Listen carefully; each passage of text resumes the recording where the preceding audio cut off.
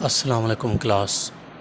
This is Altaf Ahmed Kolachi and I welcome to all of you in Altaf's online academy. Yesterday we had studied past to have tense or past to have verb, and now it's the time to move on future to have. We have already completed to be family and now it's the end or the last verb of the to have family, which is future to have. इससे पहले हम to be family को complete कर चुके हैं और अब हम फ्यूचर टू हैव की तरफ बढ़ रहे हैं. Likewise, present and past to have, future to have also has three main or important symbolic identifications. What are those? Number one, it must not have any action verb. Future to have tense में भी present to have और past to have की तरह कोई भी action verb नहीं होगा इसके सेंटेंस में. अच्छा, फ्यूचर टू हैव भी क्या दिखाएगा? जब टू हैव है तो कंफर्म हो गया कि टू हैव की मानी पोजीशन होती है. जब टू हैव है तो क्या दिखाएगा? पोजीशन दिखाएगा. आई थिंक इसके बारे में ज़्यादा बात करने की ज़रूरत नहीं है. सिर्फ फ़र्क क्या आ गया? पहले था प्रेजेंट टू हैव, यानी कोई चीज़ अपने पास दिखाना. किस वक्त में? प्रेजेंट के वक्त में. पास्ट टू हैव यानी अपने पास कोई चीज़ दिखाना. किस वक्त में? पास्ट के वक्त में. फ्यूचर टू हैव यानी अपने पास कोई चीज़ दिखाना. किस वक्त में? आने वाले वक्त में, फ्यूचर के टाइम में. ठीक है, सिर्फ ये डिफरेंस आ रहा है और कुछ भी नहीं. अच्छा, सिंबल इन उर्दू. अगर सेंटेंस आपको उर्दू में मिला है तो उसमें आपको फ्यूचर टू हैव की सिंबल क्या मिलेगी, निशानी क्या मिलेगी, जिससे आप उसको पहचान पाएँ कि वो फ्यूचर टू हैव का सेंटेंस है. सबसे पहले आप देखेंगे उसमें एक्शन वर्ब ना हो. नंबर दूसरा आप देखेंगे क्या वो पोजीशन भी दिखा रहा है. नंबर तीसरे पर आप देखेंगे क्या उस सेंटेंस में कहीं पर भी पास होगा, पास होगी, पास होंगे. अब देखें, कल हमने पढ़ा था और परसों हमने पढ़ा था पास है प्रेजेंट टू हैव में. पास्ट में पढ़ा था पास था. अब हम फ्यूचर में पढ़ रहे हैं पास्ट होगा, पास होगा. यानी कोई चीज़ मेरे इख्तियार में, मेरे कब्ज़े में या मेरे पास कब होगी. कब होगी? फ्यूचर टाइम में, फ्यूचर के वक्त में मेरे पास होगी. ठीक हो गया. अच्छा, अगर वो जुमला सिंधी में है तो उसमें लिखा होगा खे या वट हूंदो, खे या वट हूंदा, खे या वट हूंदी. अब ये जो मैं आखिर में डॉट डॉट डॉट देता हूँ ना, इसका मतलब इस तरह के अगर और भी वर्ड्स हैं तो वो भी इसमें ऐड हैं. खे या वट हूंदी, खे या वट हूंदियों वगैरह वगैरह. ठीक है, इस डॉट डॉट का मतलब है कि इस तरीके के वर्ड्स और भी. अच्छा, अब इंग्लिश में जब इसको हम कन्वर्ट करेंगे तो इसके इंग्लिश हेल्पिंग वर्ब्स जो हैं वो क्या है? इंग्लिश हेल्पिंग वर्ब इसका है शल हैव एंड विल हैव. अब शल हैव किस किस के साथ जो है वो यूज़ होगा? शल इस्तेमाल होगा आई और वी के साथ. ये हम ऑलरेडी पढ़ चुके हैं कि शल किसके साथ इस्तेमाल तो है? आई और वी के साथ. जिसके साथ शल इस्तेमाल होता है उसके साथ यहाँ पर शल हैव इस्तेमाल होगा. जिसके साथ विल इस्तेमाल होता है यानी सब्जेक्ट जहाँ पर होंगे you, he, she, it, singular या प्लूरल नाउन, उनके साथ हेल्पिंग वर्ब क्या इस्तेमाल होगा? Will have. ठीक हो गया. अब इसकी फॉर्मेशन या स्ट्रक्चर अगर हम पढ़ते हैं तो अगर सेंटेंस पॉजिटिव में है और उसमें एक्शन वर्ब भी नहीं है, वो पोजीशन भी दिखा रहा है, उर्दू या इंग्लिश की सिंबल भी हमें मिल गई, तो सबसे पहले इंग्लिश में हम क्या रखेंगे? सब्जेक्ट. अगर उर्दू में सेंटेंस है और हम इंग्लिश में कन्वर्ट कर रहे हैं तो सबसे पहले हम क्या रखेंगे? सब्जेक्ट. उसके बाद रखेंगे हम हेल्पिंग वर्ब. लेकिन हेल्पिंग वर्ब किस पर डिपेंड करता है? सब्जेक्ट पर. यानी अगर सब्जेक्ट में है आई या वी तो हम हेल्पिंग वर्ब रखेंगे शल हैव. अगर सब्जेक्ट में इनमें से कुछ भी है तो हम हेल्पिंग वर्ब रखेंगे विल हैव. उसके बाद आखिर में होगा ऑब्जेक्ट. अच्छा, अगर सेंटेंस नेगेटिव फॉर्म में है तो सबसे पहले हम रखेंगे सब्जेक्ट, फिर रखेंगे helping verb. Helping verb will again depend on subject. उसके बाद नॉट. अच्छा, अब मैंने आपको पहले भी बताया था कि अगर एक हेल्पिंग वर्ब दो वर्ड्स पर मुश्तमिल हो, यानी देखें ये हेल्पिंग वर्ब एक ही है लेकिन वर्ड दो हैं. शल हैव हेल्पिंग वर्ब एक है, विल हैव हेल्पिंग वर्ब एक है, वर्ड दो हैं. तो जब वर्ड दो हो, हेल्पिंग वर्ब एक हो, तो नेगेटिव में भी हम क्या करते हैं? पहले पहला वर्ड लगते हैं हेल्पिंग वर्ब का. यानी यहाँ पर क्या आएगा? शल या विल, और फिर यहाँ पर हेल्पिंग वर्ब का मतलब यहाँ पर आएगा हैव, यहाँ पर भी हैव। ठीक है।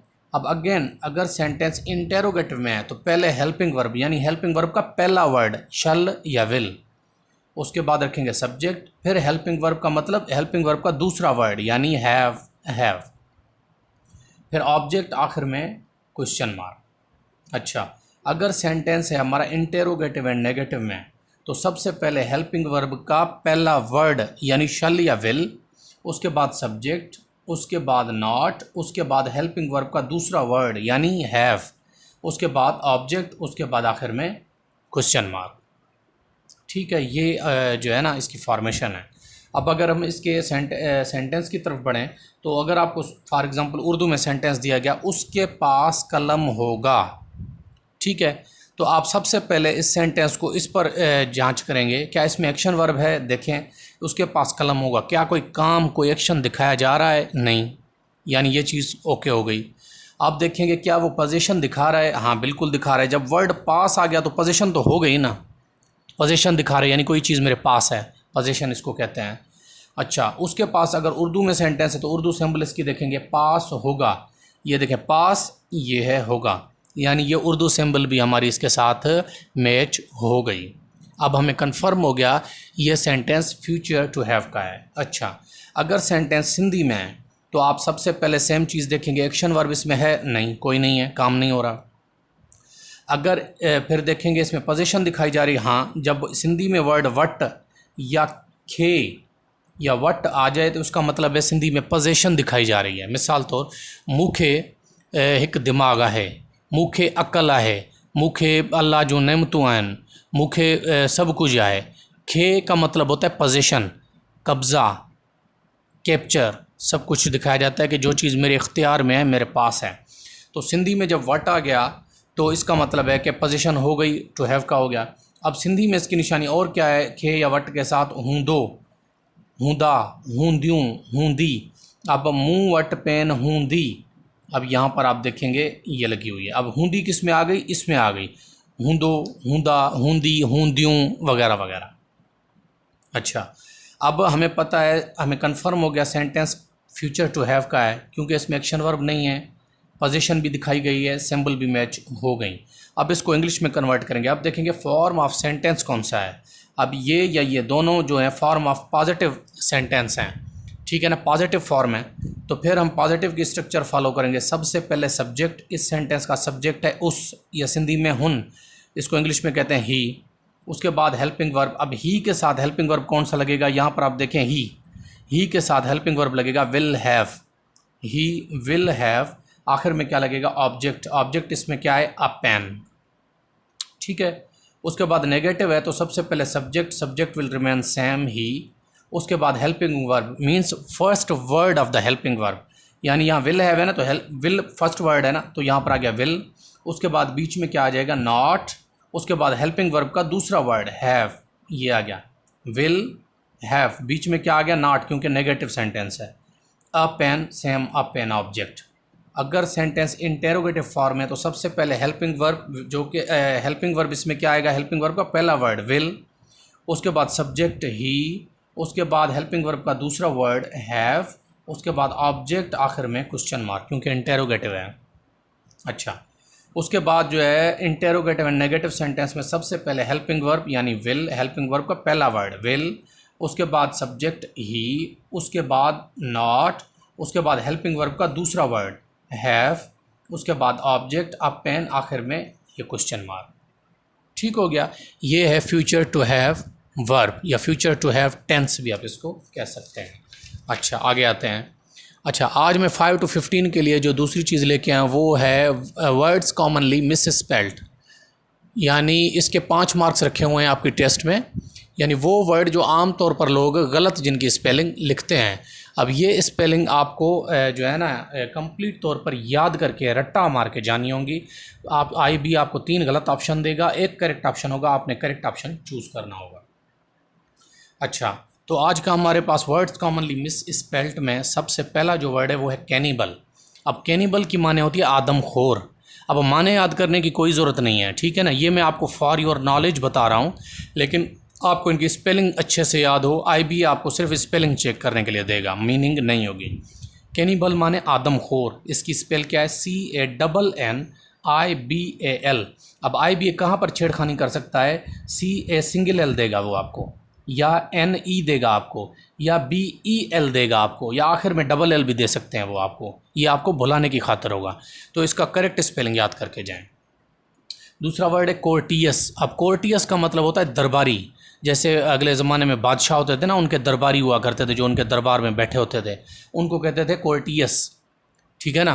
कोर्टियर्स भी होता है। अब कोर्टियस के माने शाइस्ता भी होता है, यानी शाइस्ता, नरम मिजाज, शाइस्ता, एक हम्बल इंसान, आजिज़ इंसान, मोहतरम इंसान, उसको भी कोर्टियस कहते हैं। ठीक हो गया। अच्छा, कोर्टियस की स्पेल बड़ी इंपॉर्टेंट है, COURTEOUS। इसमें भी छेड़खानी करने के बहुत से मकामात हैं, तो ये वर्ड आप अच्छे से याद कर लें। तीसरा वर्ड है डिवीजन। अच्छा, एक बात याद कर लें, जिन चीज़ों को हम छोटा समझते हैं ना, वही चीज़ें हमें अक्सर डुबो देती हैं।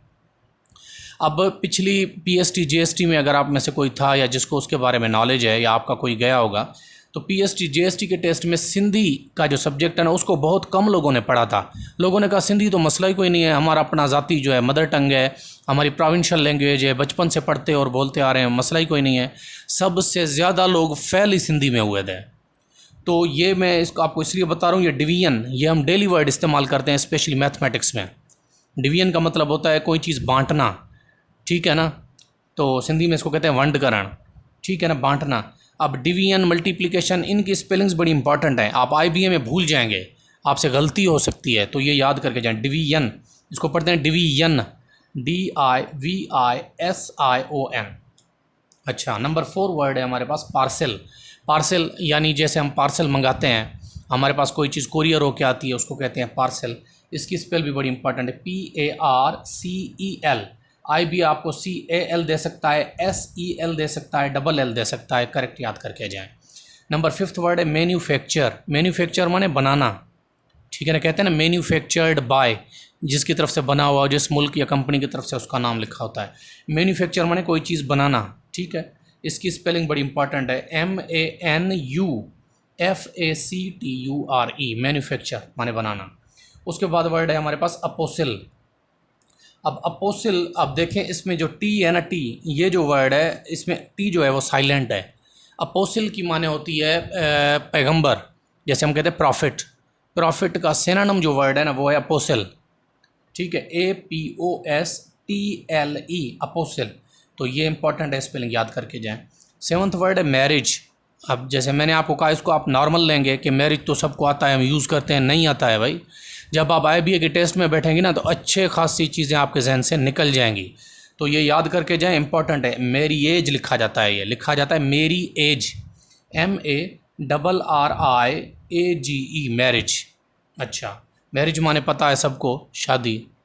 अच्छा, उसके बाद 8th है परमिजिबल। परमिजिबल होता है माने वो चीज़ जो काबिल इजाज़त हो, जो कर सकते हो, जो अलाउड हो, जिसकी हम इजाज़त दे सकते हों।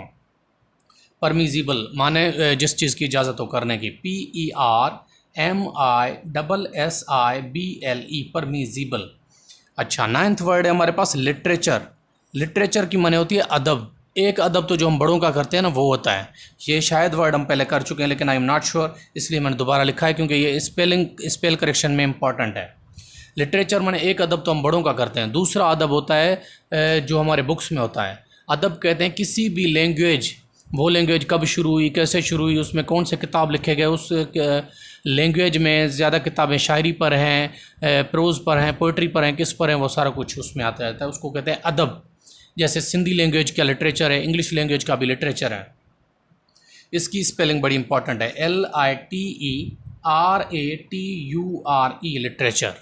अच्छा, उसके बाद हमारे पास वर्ड है फेब्रुअरी, ठीक है ना, इसको लिखा जाता है February, February, FEB, Feb, RU, February, ARY, February, ठीक है ना, इसको कहते हैं फेब्रुअरी। अच्छा, आमतौर पर हम इसको फेब्रुअरी पढ़ते हैं ना, वैसे फेब्रुअरी होता है। अच्छा, उसके बाद है 11वां हमारे पास वर्ड है मसल। इसको कहते हैं मसल। वो एक फिल्म में मैंने देखा, वो कहते हैं कि हाय नहीं तो आडे मस्कल, ठीक है ना, ये मस्कल नहीं है, ये मसल है, ठीक है ना। तो मसल होते हैं, यानी आप देखते हैं ना, ये जो हमारे टिश्यूज़ से बने हुए जो होते हैं, कॉम्बिनेशन जो टिश्यूज़ की होती है ना, मिक्सचर जो होते हैं, ये बॉडी पार्ट्स में आपने साइंस में पढ़े होंगे, ठीक है। तो इसको इंग्लिश में कहते हैं मसल, MUSCLE। इसमें भी आपको स्पेलिंग गलत करने के बहुत चांसेस हैं, भी आपको दे सकता है। उसके बाद वर्ड है हमारे पास सिग्नेचर। सिग्नेचर वर्ड हम डेली यूज़ करते हैं, लेकिन ये भी जो है ना कंफ्यूज करने जैसा वर्ड है। स्पेलिंग इसकी SIGN, साइन। अगर शॉर्ट में लिखते हैं तो हम साइन लिखते हैं, जी साइलेंट हो जाता है। अगर कंप्लीट लिखते हैं तो जी भी प्रोनाउंस होता है। सिग्नेचर, SIGNATURE, सिग्नेचर, ठीक है ना। तो ये भी बड़ा इंपॉर्टेंट है, इसको याद करें। उसके बाद है कमोडिटी। अब कमोडिटी का मतलब होता है डेली बेसिस की जो चीज़ें हम खाने पीने की अशिया जो ख़रीदते हैं ना, या खाने पीने की जो अशिया इस्तेमाल करते हैं, उनको कमोडिटी कहते हैं, सामान, ठीक है। कमोडिटी का मतलब होता है सामान, COMMODITY, कमोडिटी। ये भी इंपॉर्टेंट है। उसके बाद आ जाए वर्ड इलीजिबल। अब इलीजिबल आप टेस्ट के बारे में सुनते होंगे, eligible, you are eligible, you are not eligible. अब इलीजिबल का मतलब क्या होता है? Eligible means you are applicable, ठीक है ना, आप इस चीज़ पर अप्लाई कर सकते हैं, अप्लाएबल, ठीक है ना। एलिजिबल का मतलब है काबिल अप्लाई, जिस चीज़ में हम अप्लाई कर सकते हों, जिस चीज़ के लिए हम मौजू हों, जिस चीज़ के लिए हम मुनासिब हों। एलिजिबल का मतलब होता है मौजू या मुनासिब, वो क्वालिफ़िकेशन एक्सपीरियंस हमारा उसके मुताबिक हो। तो एलिजिबल की स्पेल इंपॉर्टेंट है, ELIGIBLE। आई भी आपको डबल एल दे सकता है, यहाँ पर ई दे सकता है, यहाँ पर ई दे सकता है, तो कुछ भी हो सकता है। ये वर्ड इंपॉर्टेंट है, इसको भी याद करके जाएं। तो आज के लिए हमारे यहीं तक, इंशाअल्लाह ताला इससे आगे हम नेक्स्ट लेक्चर में चलेंगे। Thank you.